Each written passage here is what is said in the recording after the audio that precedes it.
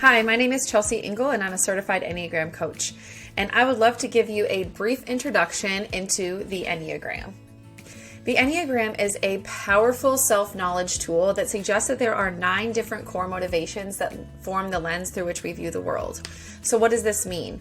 We have Ennea, meaning 9, because there are 9 core motivations, and then the graph of 9 is the kind of gram part of it. So each of these 9 types has a core motivation, and that is what's forming the lens through which they view the world. So instead of allowing your Enneagram type to define you, you can discover ways to release yourself from the patterns and thinking of behaving that these motivators have been driving, thus living more purposefully within your true essence instead of automatically in your learned personality. Each of us has learned our personality structures and are in these average levels and allowing these motivators to drive us. So when you learn your Enneagram type, you're not just learning your personality, you're learning a way to release yourself from these structures that you've been placing yourself in. A lot of people are like, I don't want to be put in a box. Well, it's actually giving you the chance to release yourself from the box. So there's some key vocabulary terms that I want to go over and just a system overview of all of the things that people think that the Enneagram is just a quick personality test, but really there's so much to offer behind the symbol of the Enneagram. So here is the symbol of the Enneagram, and everything below it is going to show you all of the things the system has to offer, as we are complex individuals and the Enneagram accounts for all of these intricacies.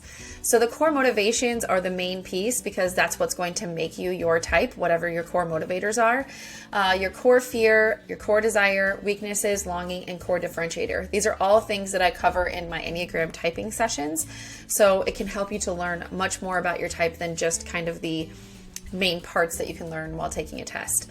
You're going to be learning about the stances and the conflict reaction styles. The stances is how we go about getting our needs met. Conflict reaction style is how we respond to conflict and difficulty. The wings are a very popular thing. People want to know which are the types right next to you, and they kind of give you a different flavor to the way your type can show up. We also have arrows of growth and arrows of stress. So a lot of people say, does your type change? No, your type doesn't change. You might change and grow, but you're not changing types. You are just taking on some of the attributes of another type to help you grow. And you might actually see yourself like, oh, I'm a type 2. I see myself doing some type 4 things. That's probably because I'm in my growth. And when I'm in stress, I go to the type 8. So some of the type 8 characteristics are things that I can identify with as well, because when I'm stressed out, I act that way.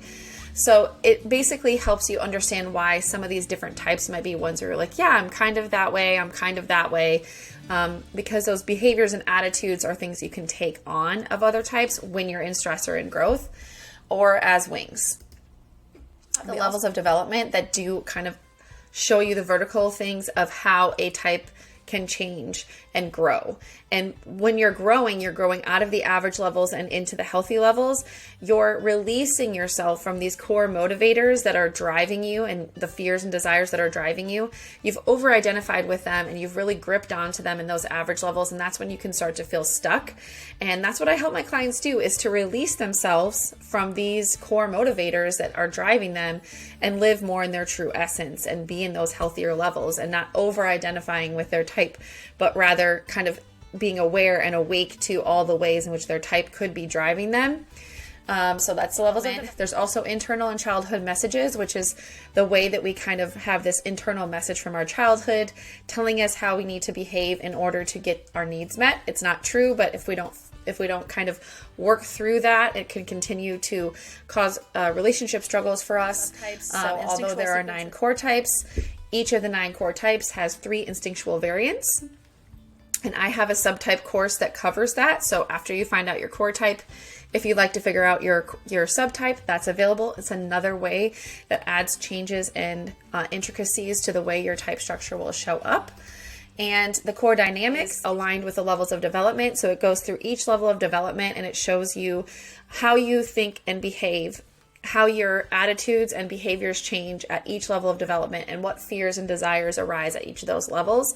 And that's in my Get on My Level sessions. I go over that with people. The centers of intelligence, which are your head, your heart, and your body centers. We all have all 3 of these centers of intelligence, but depending on what your core type is, one of these is going to be dominant for you, which means it's the one you process the world through. And that also has a big, difference to how your type structure will show up. So these are just the different things, and there's even more than this. There's defense mechanisms, and there's just so many pieces, and that's why I have a job, because it's a lot to navigate. And so if once you find your core type, if you're interested in how you utilize the Enneagram for a growth process, I'd love to speak with you more about how I can provide that for you, because there's lots of resources to go through, and it can get confusing. And so if you're looking for guidance and support on growing in your Enneagram style and type, that is what I can provide for you, and I'd love to hear from you and figure out how I might be able to help you in that way.